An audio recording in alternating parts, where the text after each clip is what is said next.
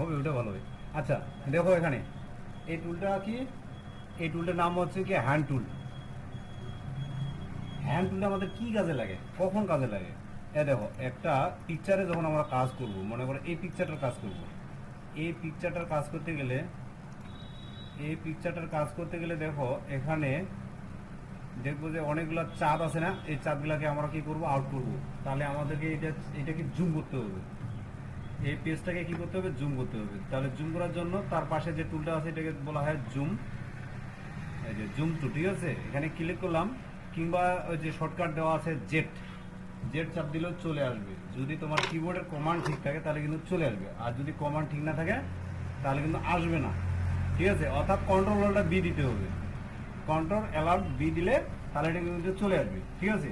তো সেক্ষেত্রে এখন আমরা এটা জুম করি। জুম করার জন্য কি করতে হবে, কিবোর্ডে কন্ট্রোলটা চেপে ধরে প্লাস বাটনের চাপ দেবো, এটা জুম হবে, জুম হবে, কি বুঝতে পারছো?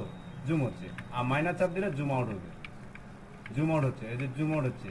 তাহলে আমরা জুম ইন করলাম, করার পর আমি কি বললাম, সর্বপ্রথমে ওই যে চাপ, অনেকগুলো চাপ তৈরি করা আছে, ওগুলাকে ডিলিট করতে হবে। তাহলে কাজ করতে হবে, কোথায় কাজ করতে হবে, ঠিক আছে। কাজ করার জন্য আমি এখন কোথায় যাব, ওই যে চাপটা কিন্তু অটোমেটিক উপরে চলে গেছে, জুম করছি যার কারণে উপরে চলে গেছে।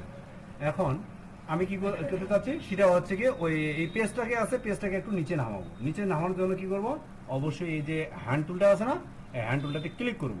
দেখো এটাতে ক্লিক করার পর এখন এটাকে আমি ইচ্ছা করে এইভাবে নিচে নামাইতে পারবো, নিচে নামাইলাম, বুঝছো, নিচে নামাইলাম। এখন এই যে চাপগুলো আছে, তিনটা চাঁদের ভিতরে আমাদের তো একটা রিয়েল চাপ আছে নাকি, তো ওই চারটা রেখে আমরা আরেকটা দুইটা চাপ বাদ দিব। তাহলে সেক্ষেত্রে আমাদেরকে টুল কোনটা ব্যবহার করতে হবে, প্যাচ টুল, প্যাচ টুল ব্যবহার করতে হবে। প্যাচ টুলে ক্লিক করলাম, ক্লিক করার পর এটাকে সিলেক্ট কইরা বাইরে আমরা ক্লিক করলাম, ব্যাস চলে গেছে।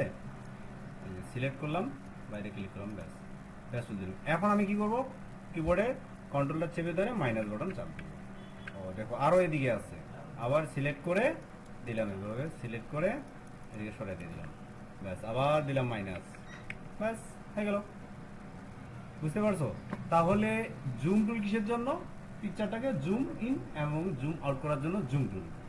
আর হ্যান্ড টুলটা কিসের জন্য, পিকচারটাকে একদিক থেকে আরেক দিকে সরানোর জন্য হ্যান্ড টুল, ঠিক আছে। এখন পুরো পিকচারটা আমরা দেখতে পাচ্ছি, তাহলে কি এটাকে সরানোর আর কোনো দরকার আছে? নাই। যখন পিকচারটা জুম অবস্থা থাকবে, জুম ইন অবস্থায় থাকবে, তখন এক প্রান্ত থেকে আরেক প্রান্তে যাওয়ার জন্য এই পিকচারটা আমরা এই হ্যান্ড টুলটা ব্যবহার করবো, ঠিক আছে। দেখো এই যে যখন অনেক বড় থাকবে তখন এটাকে আমরা ইচ্ছা করলে এইভাবে সরাতে পারবো, ওকে।